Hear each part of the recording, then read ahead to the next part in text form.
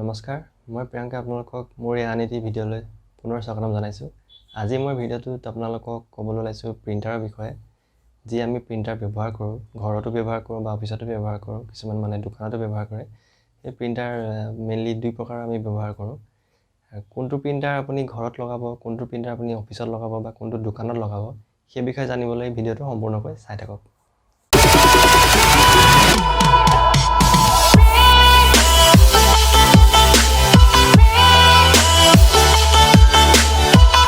প্ৰথমতে মই আপোনালোকক ক'বলৈ ওলাইছোঁ যে প্ৰিণ্টাৰ আমি দুবিধ আমাৰ যি সাধাৰণ জীৱন আছে তাত ব্যৱহাৰ কৰোঁ।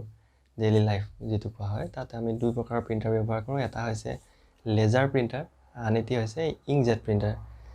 আপুনি যদি ফটো প্ৰিণ্ট কৰিবলৈ বিচাৰে তেতিয়াহ'লে আপুনি লেজাৰ প্ৰিণ্টাৰ বাদ দি ইংকজেট প্ৰিণ্টাৰ ল'ব পাৰে যদি আপুনি ফটো প্ৰিণ্ট কৰিব বিচাৰে।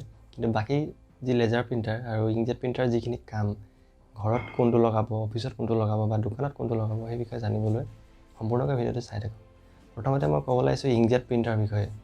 ইংকজেট প্ৰিণ্টাৰত আপুনি বিভিন্ন ধৰণৰ সুবিধা পাব পাৰে। তাতে আপুনি স্কেনিঙো কৰিব পাৰে, যি ফটোকপি কৰা হয় তাকো কৰিব পাৰে, কালাৰত কৰিব পাৰে গোটেইখিনি। প্লাছ আপুনি তাতে যি ইংক আছে, ইংকটো আপুনি লিকুইডত পায় আৰু লিকুইড তাত আপুনি বটলত আনি তাত টেংকিত ঢালি দিলে হৈ যায়, বা যিটো কাৰ্ট্ৰিজ সেইটো ৰিপ্লেচ কৰিলে হৈ যায়। তাত গোটেইখিনি যিখিনি প্ৰচেছিং হয় ইংকত হয় আৰু কমপ্লিট এইটো ইলেক্ট্ৰনিক হয়।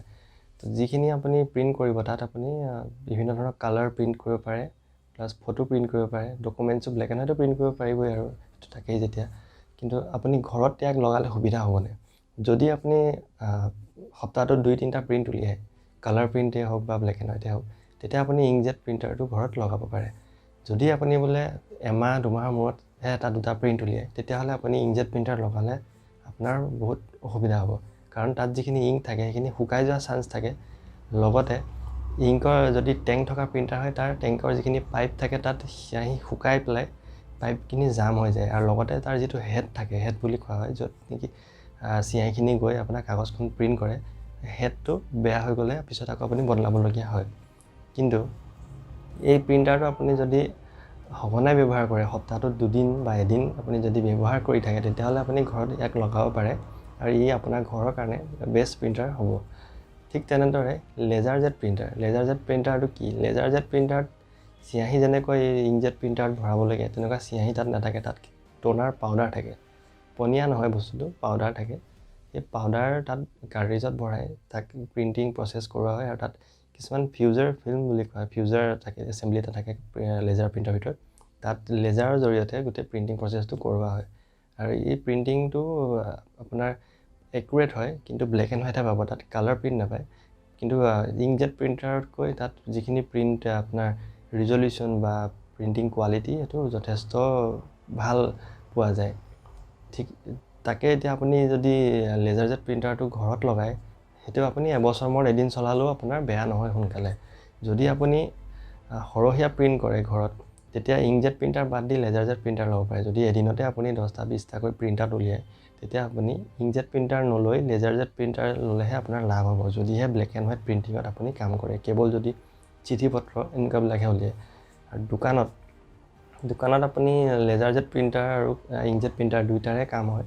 যদি আপুনি বেছিকৈ ফটোকপি কৰে, যিটো জেৰক্স কৰা বুলি কয়, জেৰক্স কৰিলে আপুনি লেজাৰ জেট জেৰক্স মেচিনে লগাব লাগিব, কাৰণ প্ৰিণ্টিং কষ্টটো তাত কম। আপুনি যদি ইংকজেট প্ৰিণ্টাৰ লগায়, তেতিয়া এটা জেৰক্স কপিত 10 টকা 20 টকাকৈ ল'ব লাগিব। কিন্তু যদি লেজাৰ জেট প্ৰিণ্টাৰ লগায়, তেতিয়া আপুনি 2 টকা বা 5 টকাৰ ভিতৰত ল'ব পাৰে এটা ফটোকপি। তো লেজাৰ জেট প্ৰিণ্টাৰ প্ৰিণ্টিং কষ্টটো বহুতেই কম ইংকজেট প্ৰিণ্টাৰতকৈ। আৰু ঠিক তেনেদৰে অফিচত কোনটো লগাব, অফিচতো সেই ঘৰৰ নিচিনাই। ই আপোনাৰ ডিপেণ্ড কৰে আপুনি কিমান প্ৰিণ্ট কৰে একেদিনাই। যদি আপুনি সৰহীয়া প্ৰিণ্টিং কৰে, তেতিয়া অফিচত লেজাৰ জেট প্ৰিণ্টাৰে ভাল। আৰু যদি আপুনি মাহটোত বা দিনটোত এটাহে প্ৰিণ্ট উলিয়ায়, তেতিয়া ইংকজেট প্ৰিণ্টাৰে আপুনি অফিচ চলাব পাৰে। এতিয়া আপুনি ভাবিব পাৰে যে লেজাৰ জেট প্ৰিণ্টাৰ আৰু ইংকজেট প্ৰিণ্টাৰ ঘৰত যদি লগাওঁ তাৰ প্ৰাইচ কিমান হ'ব। তো ইংকজেট প্ৰিণ্টাৰৰ দাম কম হয়, সেইটো আপুনি 2500ৰ পৰা আৰু 10-20 হাজাৰ যিমান লাগে সিমানলৈকে আপুনি পাব ভাল কোৱালিটিৰ। কিন্তু আপুনি 2500-3000 মানটো তাক পাই যাব। কিন্তু লেজাৰ প্ৰিণ্টাৰ এটা ল'বলৈ হ'লে আপুনি 8-9 হাজাৰ তলত তাক নাপায়। তো সেইটো এটা ডিফাৰেঞ্চ আহে। যদি আপুনি ঘৰত লগায় তেতিয়া কমতে, আৰু যদি সপ্তাহটোত 2-3 দিনহে প্ৰিণ্ট কৰে, তেতিয়া ইংকজেট প্ৰিণ্টাৰ কমতে আপোনাৰ কাৰণে ভাল হ'ব। আৰু যদি দিনটোত আপুনি 10টা 20টা প্ৰিণ্ট উলিয়ায় তেতিয়া অলপ খৰচা কৰি আগলৈ প্ৰিণ্টিং কষ্টটো কমাই থ'ব পাৰে লেজাৰ জেট প্ৰিণ্টাৰ লগাই পেলাই।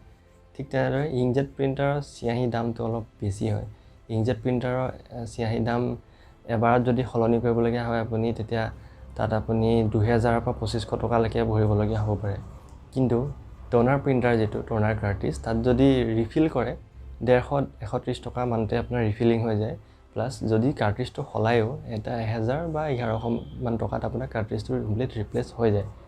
ঠিক তেনেদৰে আপুনি যি পেপাৰ যি প্ৰিণ্ট কৰিব ইংকজেটৰ যিটো কাৰ্ট্ৰিজ ৰিফিল কৰিব তাত পেপাৰ প্ৰিণ্টিং কোৱান্টিটিটো খুব কম হয়। 5000 মান বা 6000 মান প্ৰিণ্টিং হয় এটা ফুল ৰিফিল কাৰ্ট্ৰিজত।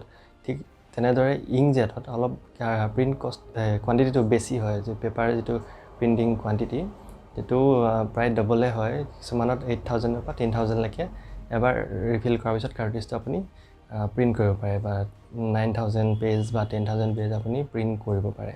কাৰণ তাত আপুনি অকল চিঠিহে উলিয়াব বা ফটো তেনেকৈ ব্লেক এণ্ড হোৱাইট ফটোটো কোনো নুলিয়াই ইংকজেটত লেজাৰ জেটত। তো সেইকাৰণে আপোনাৰ তাত প্ৰিণ্টিং কোৱান্টিটিটো বেছি পায়। কিন্তু ইংকজেটত আপোনাৰ সেইটো নহয়। ইংকজেটত আপুনি 2500 টকা ভৰি খুব বেছি 6000 পেজহে উলিয়াব পাৰিব। কিন্তু লেজাৰ জেটত 1100 বা 1000 টকা ভৰি আপুনি 8-9000 প্ৰিণ্ট আপুনি আৰামত উলিয়াব পাৰিব। তো এই দুটাই মেইনলি ডিফাৰেঞ্চ হয়। আৰু আপোনাক মই যদি ক'লোৱে যে আপুনি যদি ঘৰত লগাব বিচাৰিছে তেতিয়া যদি সপ্তাহটোত 2-3টা প্ৰিণ্ট উলিয়ায় তেতিয়া ইংকজেট প্ৰিণ্টাৰটো লগাই লওক। আৰু যদি সৰহীয়া প্ৰিণ্ট উলিয়ায় তেতিয়া লেজাৰ জেট প্ৰিণ্টাৰ লগাই লওক। ঠিক তেনেদৰে অফিচতো কৰিব পাৰে।